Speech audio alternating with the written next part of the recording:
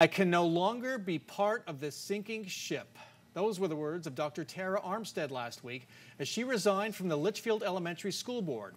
She said she was met with, quote, hate and evil as the only person of color on a board whose schools are 60% minority. Armstead served for just 5 months. So what went wrong? Let's hear now from Dr. Tara Armstead. Welcome to Square Off. Hello, thank you. You were appointed to the school board last March from a field of about a dozen candidates. You resigned last week without the usual niceties. You told the board, "I will not say thank you for the time that I served here or express any gratitude or appreciation." How did this job get so bad so fast? Well, within the first month, I was already in a courtroom with a fellow board member because of some of the differences between the two of us. So I did not align with him. I didn't subscribe to his train of thought. There was an email sent out that was described me specifically as a Black woman. What my job was is obviously an educator, that, you know, I'm a cop hater, Black Lives Matter supporter, doing inappropriate things and with students. So it obviously was grounds for legal actions. And that was just in the first month. So within the second and third month, it just got worse. And that first month incident has resulted in a defamation lawsuit against that board member. Am I correct? Correct. So you applied for this position. The board was already in turmoil when you joined it. Did you know what you were getting into? I knew it was turmoil, but I didn't realize it was this bad. I joined the board with the intentions of coming in as an educator to bring that perspective and to bring us together, first of all, as a board. But when I entered onto the board and I saw that this was bigger, it was shocking. And so much of the focus has been on the fact that you were the sole person of color on the school board in a district that is now majority minority. How important, or how was that tied into what happened to you, do you think?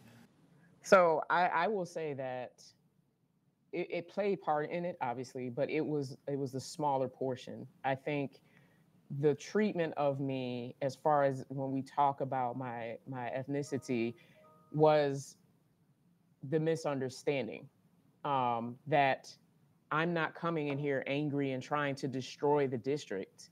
I'm coming in here and I may talk differently or present myself differently, but it is with the intentions of, again, making the district better. The majority of the treatment, I feel, was because of the fact that I was the only educator. I have more education and credentials than the superintendent, and maybe me coming in being new and, again, presenting a different perspective was the perception of, who are you to come in here and try to change things just because you have a doctorate. So I don't want to put words in your mouth. It sounds like you're saying it was more the fact that you were an outsider with a different background, an education background, than the fact that you were a person of color. Am I reading that right? Yes, because no one on the board has been in education. Nobody has any connection to it except through their children. And so I was the only one that has been in the field, still in the field, and still advocating. So totally different perspective than everybody else. So what was, if you were to list the one thing you really want to get done on the board, what would it be? Parental engagement. I wanted to do whatever needed to be done so that the community and all the families are informed, first of all. They have communication with the district, which then leads them to want to be more engaged, not just involved, but to be engaged, because that's what I studied for 5 years in my doctorate program. And that's what brings a district higher, when you have families engaged. That was the main thing. But of course, I was there too to make sure that students had a voice. I wanted to be the voice for those students who were not always heard or given the opportunity to speak. Those students, would they be the majority minority students now in the district, as that district has changed over the years? Yes. And also those students who are, you know, the ones that are labeled, that are just different. Because what people don't understand is my grade school experience was not good. I had a very tough experience when I was in grade school, and I only had a few teachers that actually helped me. And so it's because of my fifth grade teacher, Miss Donna Sarek, that I'm the teacher I am, and I'm the person that I am. And I wanted to be for these children what she was for me. And I want to go back to your farewell. It sounded like it was bitter, to be honest. Is that the way we should read it? No thank yous, no gratitude, just pretty much, I'm out of here.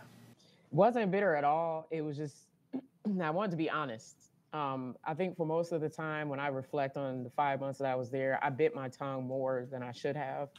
And I wasn't honest with how I felt about everything. I was quiet, trying to fill out everything, and I just wanted them to know the truth, because the community has expressed many times that they don't feel like they're told the truth.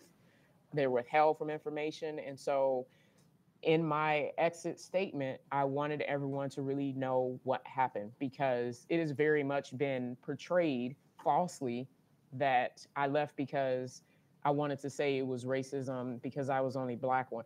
But a lot of people don't understand that I had a legal case against a board member. I requested to have armed sheriffs. I even asked for metal detectors.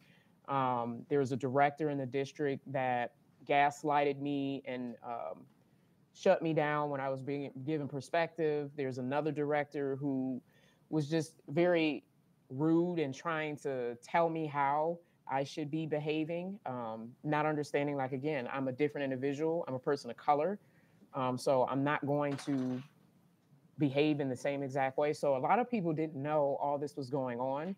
They just saw what was happening when they came to the meetings. And so my exit statement was, this is what happens in this district to individuals like myself.